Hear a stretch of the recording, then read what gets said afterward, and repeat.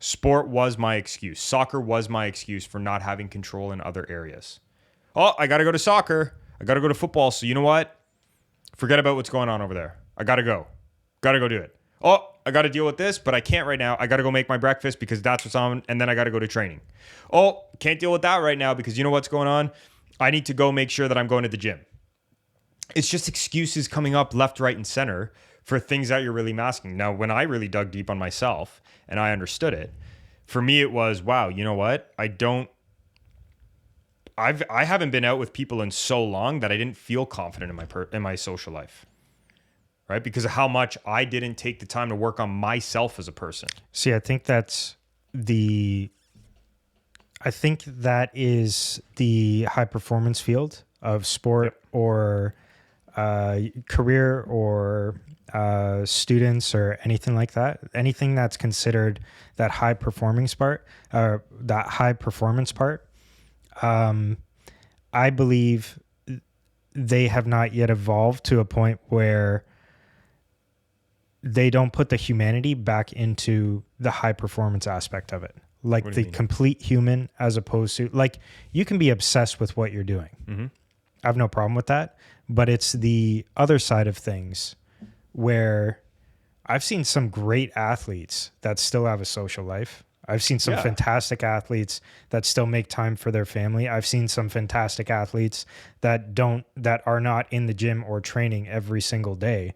Yes, you need to run through all of your stuff, and yes, you need to do it with intention, and you have to have the highest quality. But like, when it's all that all the time, there are some people that train consistent. I remember there was one of my friends, if he ever listens to this, we were like, that is the perfect example of hard work not paying off. Yeah.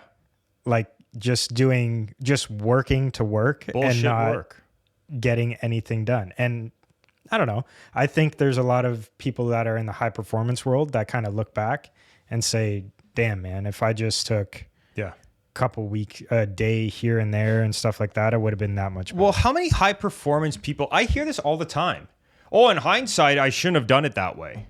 Oh, in hindsight, I shouldn't have done it that way. And then after their careers, when they're getting out of it and they're pulling themselves out of the weeds, that's when it becomes something that we see commonly here at Molliteum, where it's like, now I'm going to go deal with this. And here's the problem with that. Here's the problem that I have with waiting until the seals break, essentially, till water starts spewing out of the sides, if you will, of why I think that's an issue. Is because now, instead of dealing with the things as they come up, which any normal human being does, you've masked and pushed off so many issues in your life. And this is what I used to do a lot myself, where now you have like 30 things to have to go resolve instead of just, okay, it was one this week. Right. And you have so much shit that you pushed off that you're actually derailing your performances, because it takes so much more energy, man, to push things off and bury them than it does to actually go face them. It does. It takes way more energy. It's a natural thing that happens. Like, what you resist, you persist. I know that's a funny saying, but it's the truth, right? What happens when you have to keep pushing something off or, procrastinating on things? It takes so much more energy to come up with excuses and bullshit that it actually derails you more from performance than you think. Burying yourself in performance. Look at Michael Jordan. Michael Jordan had to take a freaking sabbatical at a point in his career because of so much shit that was going on in his life. And now he says, well, I needed some time away. And so I get that. That's a sexy story. But at the root of it all, that was the best example I've seen publicly of somebody who let things get so bad in one side of what they were doing that they needed to take time away.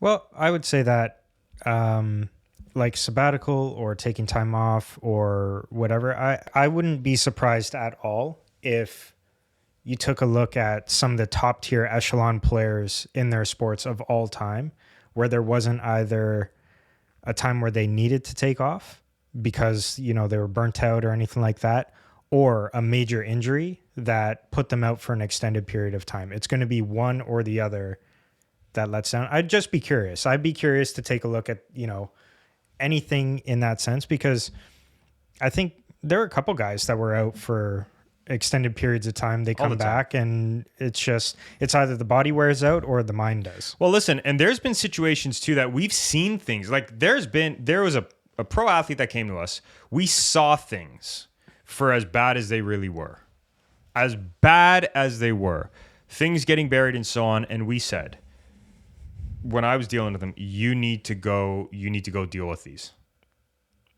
Professional athlete doing it for a long time decides to step away from the sport. Yeah. And that's anybody. That's could be someone in their career. That could be someone with school. That could be, that's a lot of people out there that kind of wait until it gets too much. Well, and this is why we're saying for any athlete tuning in, for any high performer tuning in who's doing this is our cry for help for you and cry for hope. Understand that the only way to truly defeat this is to not mask shit. Right? Stop hiding in the sport. Stop hyper-focusing in that. Yes, it's important, but you need to have not even a balance, a good prioritization of when to work on different areas of your life. So with that being said, let's talk about solutions because this is one of the most important parts of the episode now as well. So if you like this clip and you want to watch another one, click right here. And if you want to watch the full podcast episode, click right here.